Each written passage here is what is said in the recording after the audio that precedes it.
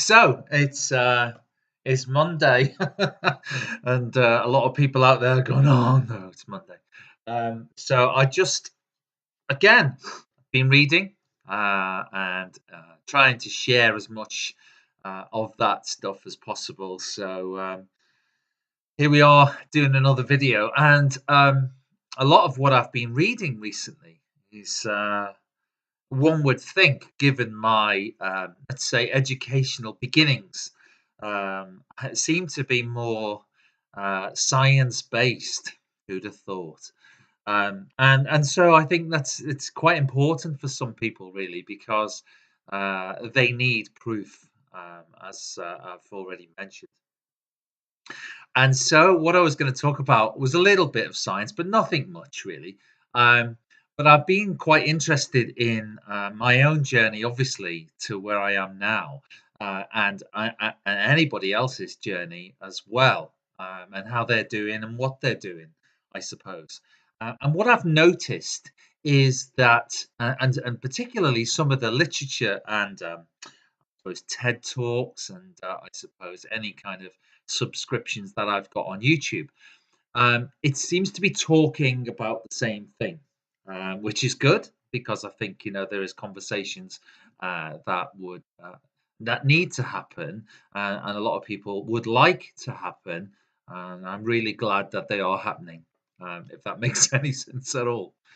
Um, what I've also noticed, particularly through my own journey, if you like, and I know people don't like the word journey, but basically, there's no other way of describing it. But it seems as though human beings need to get so uncomfortable, and things need to, in some cases, get so bad um, that they need to change. And my I would suggest that why wait? Why wait for things to get so bad before you put a change in? It just seems as though human beings do that, and a lot of it, really, I think, is habit. And when you look at the habits that we've got, and particularly when I looked at my own, it seemed to be that I was following almost like it was almost like my future was predictable.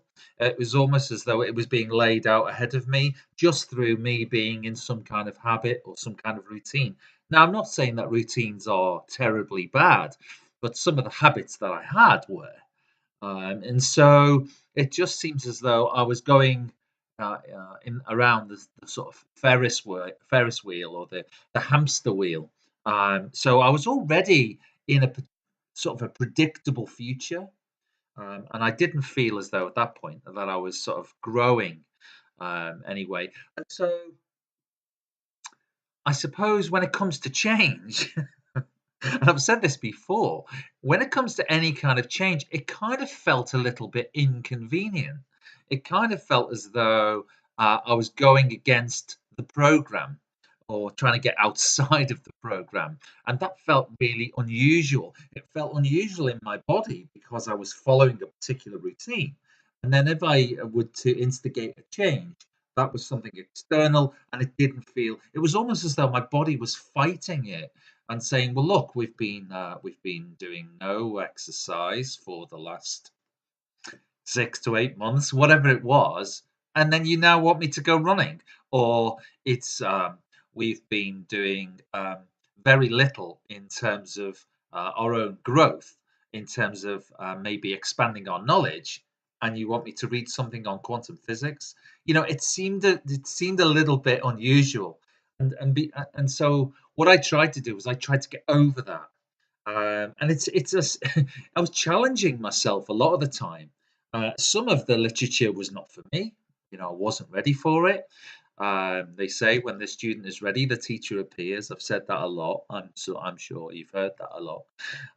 But some of it was going in, and so I was willing to challenge myself and see what happened when I kind of popped through the other side and see what was on this other side. So I suppose a lot of it was to do with being open. Um, and so there was a lot more recently that I've been reading about, particularly around. uh, chemistry that our body creates, the pharmacy, I suppose, that the body is capable of creating. And particularly this idea that we can create chemistry just by thought alone.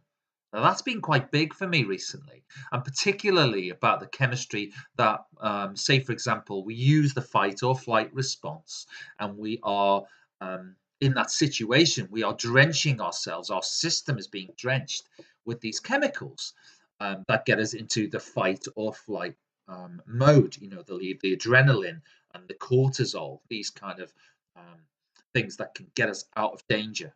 But unfortunately, we seem to be using this thought to produce the chemistry on a daily basis, and we are drenched. Our system is drenched in this um, cocktail of chemistry that is kind of well, it is. It's making us sick. This no creature or no species is able to be drenched in this chemistry all the time.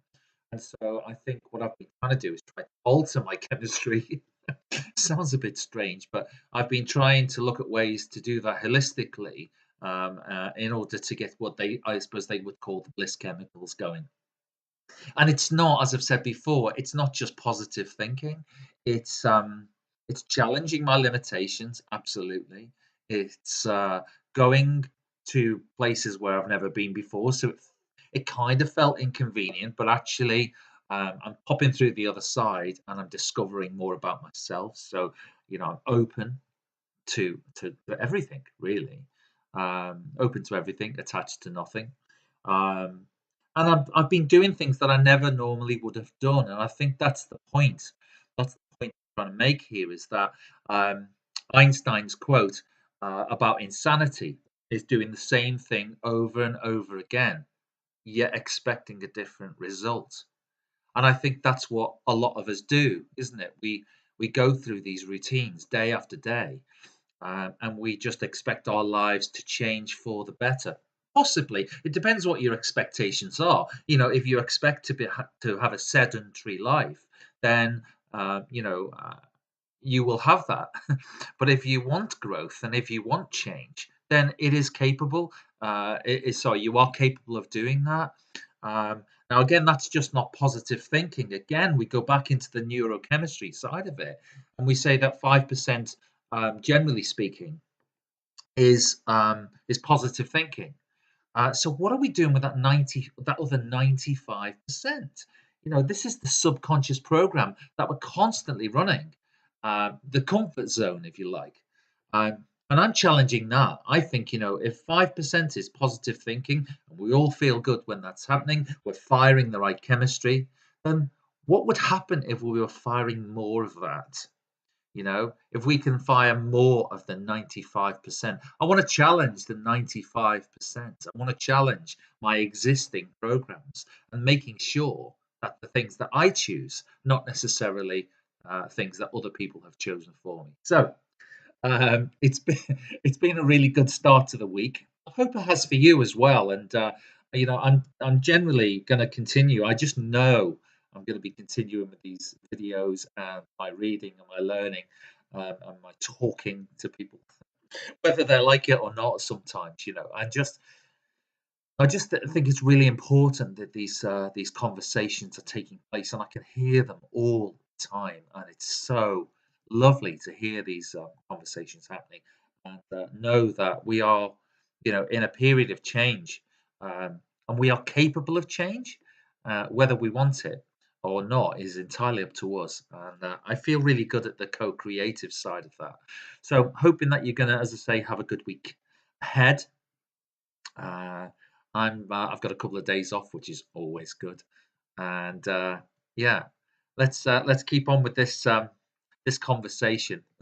Even if I'm having it with myself, I'm enjoying it thoroughly. So we'll talk soon again, I'm sure.